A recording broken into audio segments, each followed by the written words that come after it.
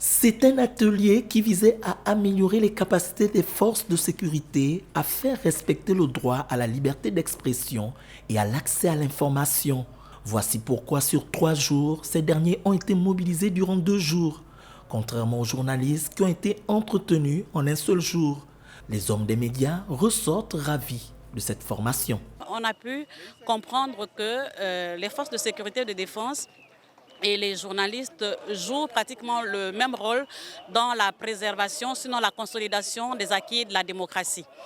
Alors, donc cette formation a permis aux uns et aux autres donc, de se comprendre, déjà d'échanger sur les points de vue qui sont divergents entre les deux corps, des idées pour pouvoir consolider la cohésion dans l'exercice du métier, sinon du travail des agents de force de défense et de sécurité et le travail du journaliste sur le terrain.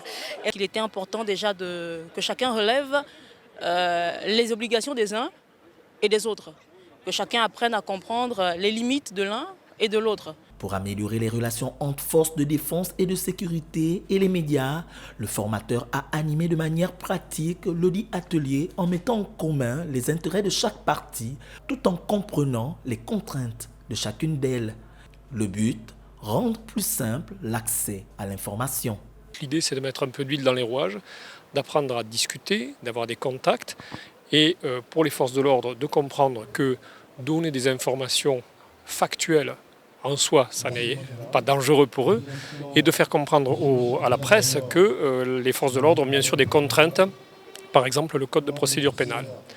À l'orée de la période électorale de l'an prochain au Gabon, cet atelier de renforcement de capacité a permis de mutualiser les efforts en vue de mieux édifier les journalistes et leur permettant un accès total à l'information pour le plus grand bien des populations.